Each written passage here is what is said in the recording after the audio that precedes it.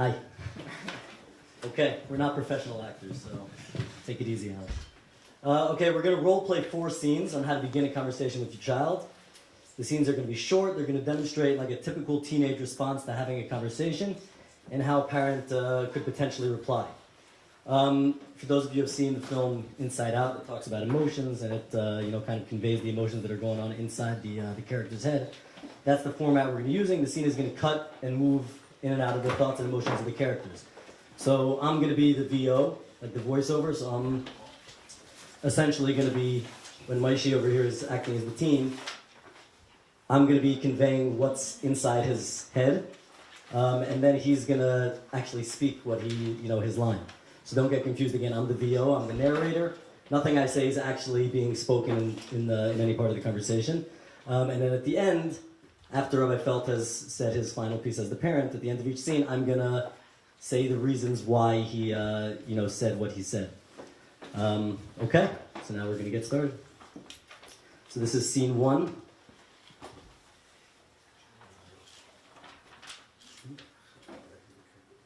Okay, fine.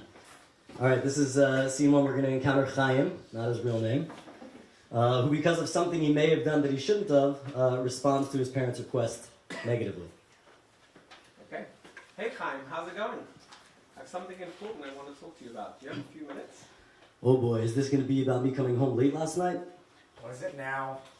Well, I heard that there are a lot of boys in the neighborhood drinking alcohol, and I really wanted to talk to you about it. I knew it. Now they don't trust me with anything. So you think I'm one of them and you don't trust me? I do trust you, Chaim. But this is a very important issue, and I know that I would want to know what's out there and how to deal with it.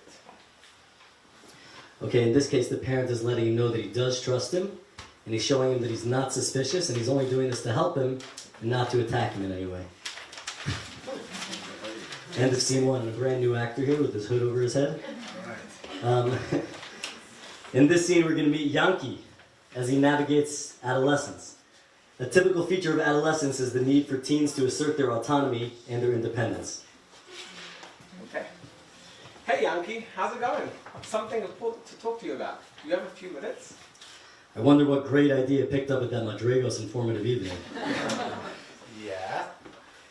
Well, Madraigos had a presentation last night on the dangers of using drugs, and I wanted to talk to you about it.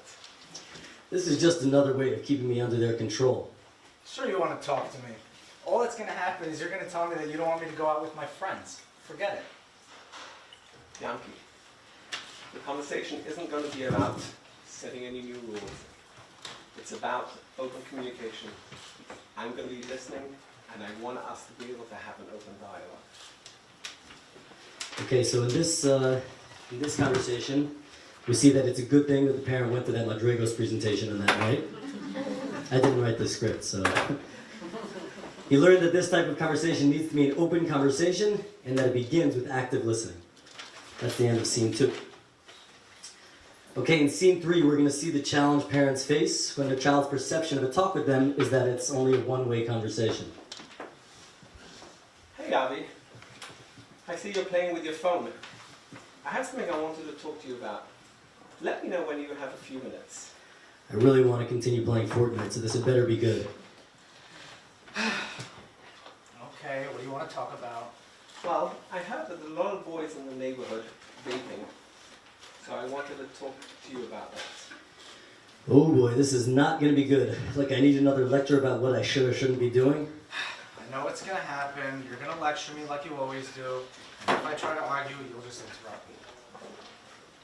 I promise, Avi, I'm not going to lecture you.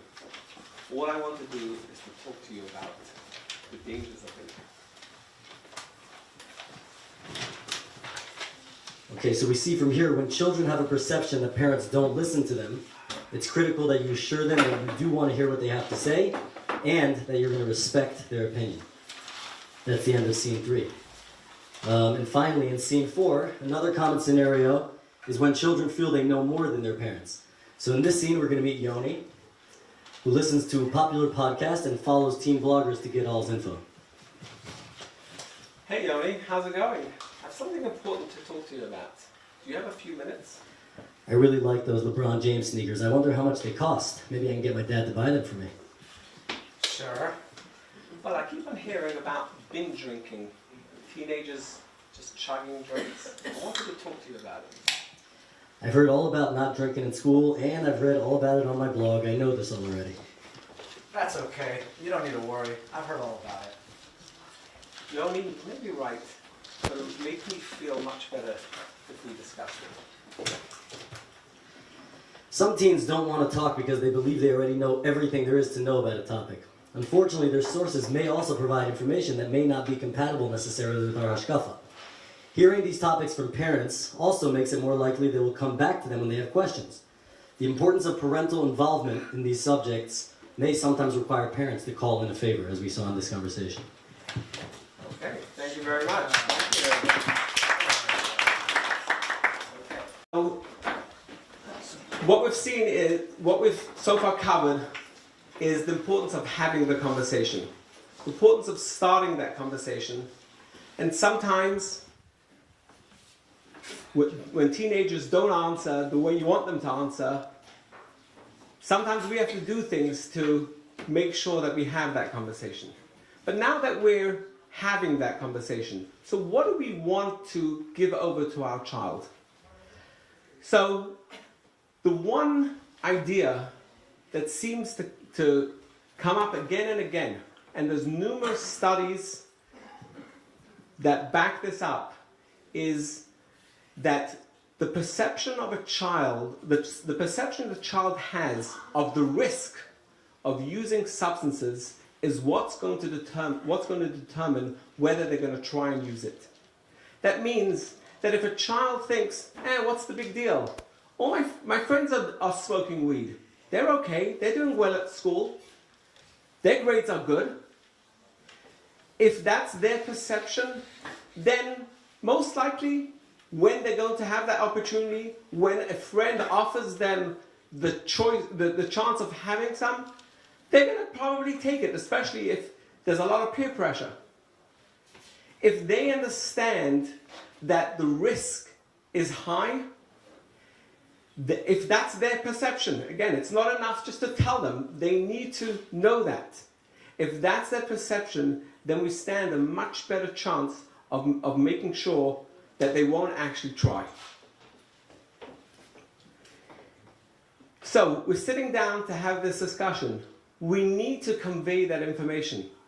Now, there's a lot of tremendously good resources out there to pass on that information. I'm going to just go through a couple of slides that I got from the National Institute of Drug Abuse. I called them up. They were very glad and they're very, very happy to let us use it. We want to make sure, we want to convey to them, we want to convey to our children how using substances will affect them physically, will affect them emotionally, and it will affect their decision making. When a child takes substances, they're going to be more likely to make the wrong decision. They're going to do, their risky behavior is going to be what they're going to choose. So let's look at a couple of slides. We have one here, which is about marijuana use and the educational outcome. Again, studies have shown how marijuana interferes with your attention, motivation, memory, and learning. And students who use it, it has an effect on them. 78% of people using drugs started when they were adolescents. So if we want to make sure that our child has a safe and healthy life going out, now's the time to get them. And again, as I mentioned, as perception of harm decreases, teen marijuana use increases. And the thing is that while it's maybe only 13%, this was a study taken in a county in Montana, where 13% of students use marijuana, the perception of students was that 71% are taking them. And if they think that a lot of people are using, or 71% is the majority are using, then they're going to say, what's the big deal? Let me go and use it myself. Again, especially for adolescents. Their brain is still developing. And it's going to affect them in the long run. There are studies that show that heavy use of marijuana can decrease your IQ by 8%. It shows lower motivation, lower satisfaction, lower studies. It brings on other issues. If your son is into athletics, get the information, get the numbers, get the statistics to show him that it's going to affect you.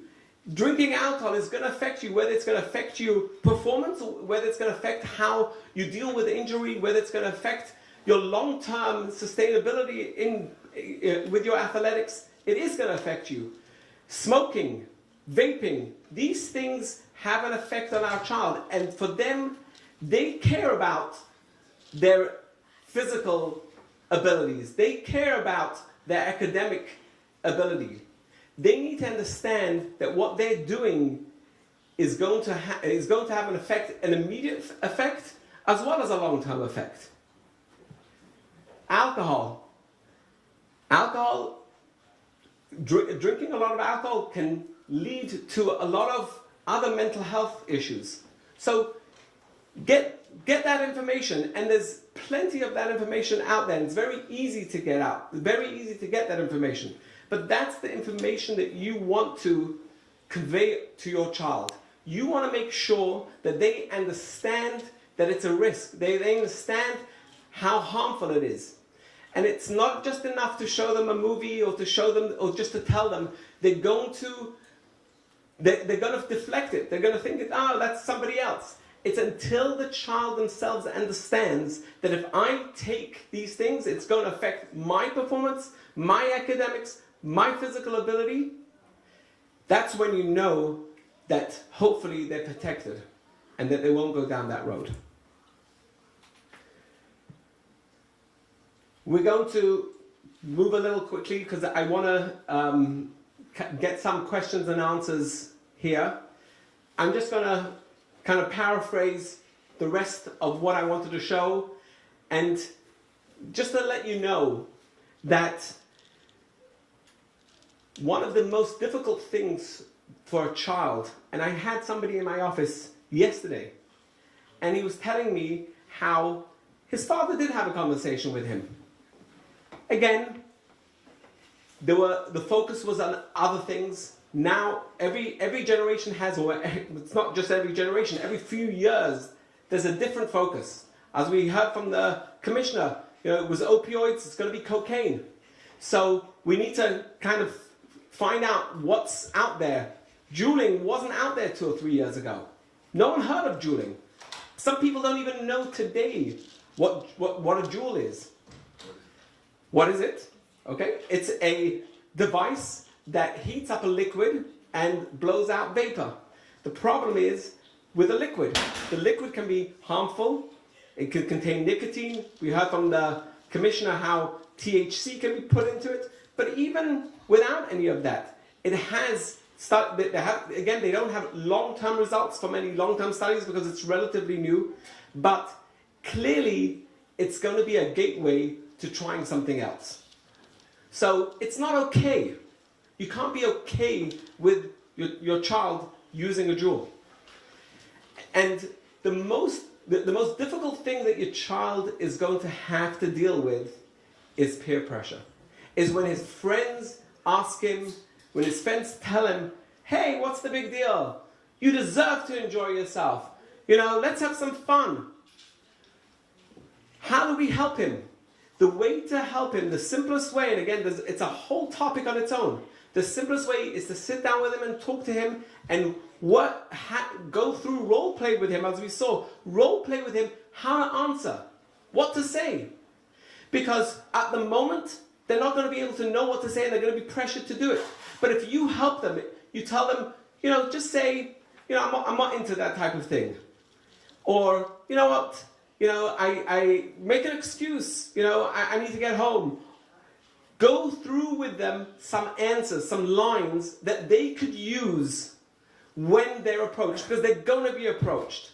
It's going to happen. There's no question that it's going to happen, even, unfortunately, in our yeshivas. sitting down with them and talking about it, preempting that. Telling them, yes, I know that this is going to happen. Well, let's practice, let's know how to handle that. That is going to be the one thing that's going to be the most effective. There's many other things when we talk about peer pressure. But if we could do one thing, that's an amazing thing to do. Whoops. I'm just going to slide down. There was so much more that I wanted to cover. But I just want to summarize in general, and then we're going to move over to question and answers. Get to know your child and track changes. That is the key tool for you as a parent to know where your child is holding. Know him. Know his sleeping patterns. Know his eating habits. Know him.